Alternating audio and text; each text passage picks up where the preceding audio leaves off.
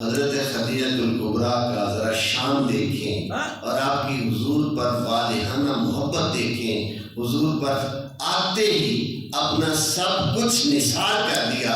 ساری خزانوں کی تجوریوں کی چابیاں حضور کے قدموں میں رکھ کر کہا یہ کنیز بھی آپ کی ہے اور یہ سب کچھ بھی آپ کا ہے. اللہ بے سبب نہیں اپنے حبیب کو کہہ رہا ووجدک عائلا فاغنی. حضرت خدیجہ الکبریٰ نے حضور سے نکاح کیا ہی حضور کو اللہ کا رسول سمجھ کر. اس کی کوئی دلیل بھی تو چاہیے نا. آخر ایک سیٹسفیکشن کے لیے میری اور آپ کی زندگی میں ہم باہر نکلتے ہیں نہا دھو کر خوش لباس ہو کر اچھے انداز میں کیمروں کے سامنے جب ہم آتے ہیں اور زیادہ اچھے ہو کر بہتر ہو کر آتے ہیں. بیوی انسان کی رفیقہ حیات یہ تو وہ ہوتی ہے جو گھر کی خلوت کی گواہ ہوتی ہے کہ اس کی زندگی کیسی ہے. یہ اس بات سے ایگری کرتے ہیں آپ؟ حضور ہوتا ہے پہلی وحی کا غار حرا میں. ایک اور آپ بسم ربک الذی خلق قرآن حکیم کی پہلی 5 آیتیں سورہ علق کی پہلی وحی ہے.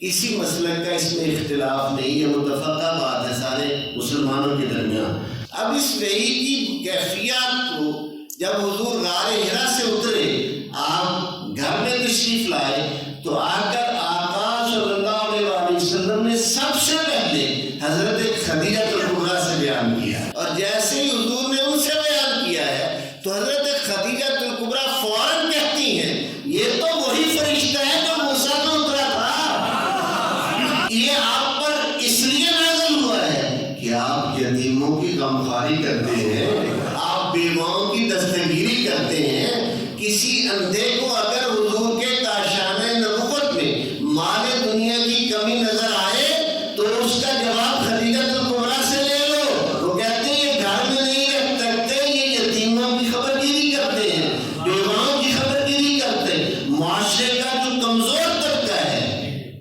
جسے معاشرہ دباتا ہے یہ اس کمزور طبقے کے سب سے بڑے مددگار ہے. حضور سید عالمین صلی اللہ علیہ وسلم کی پہلی حضور پر ایمان لانے کا اعزاز حاصل کیا اور قیامت تک یہ اعزاز انہی کے نام ہے. سب سے پہلے تصدیق نبوت کرنے کا اعزاز حاصل کیا. میں نے عرض کیا کہ اب دیکھیں ایک جملہ سنیں, یہ میں کیوں کہہ رہا ہوں ذرا سنیں اور سمجھیں. عرب کا وہ معاشرہ ہے 500 سال سے عرب میں بت پرستی ہو رہی ہے. بڑے بڑے قبائل کے سردار سارے بت پرست ہیں. اب خدیجہ الکبریٰ کوئی گھریلو عورت نہیں ہے, دانا صاحب فراست آپ سن چکے, جن کی اتنے ملکوں کے ساتھ امپورٹ ایکسپورٹ ہے. وہ جانتی ہیں کہ دنیا کا اس وقت الوہیت کے حوالہ سے نظام کیسا ہے. اس توحید کے نعرے کو لگانے کا نتیجہ کیا ہو سکتا ہے وہ جانتی ہیں. یہ جانتے ہوئے کہ اس کا نتیجہ کیا ہو سکتا ہے وہ حضور صلی اللہ علیہ وسلم کے ساتھ کھڑی ہو جاتی ہیں, کہتی ہیں آپ سچے ہیں.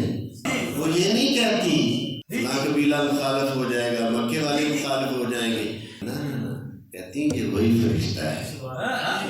اب اس جملے کو جو تمام حدیث کی کتابوں میں بیان ہوا ہے اس کو سننے کے بعد آپ کو یہ سمجھ آئی جو میں عرض کر رہا تھا کہ انہوں نے نکاح ہی اللہ کا رسول سمجھ کر کیا تھا.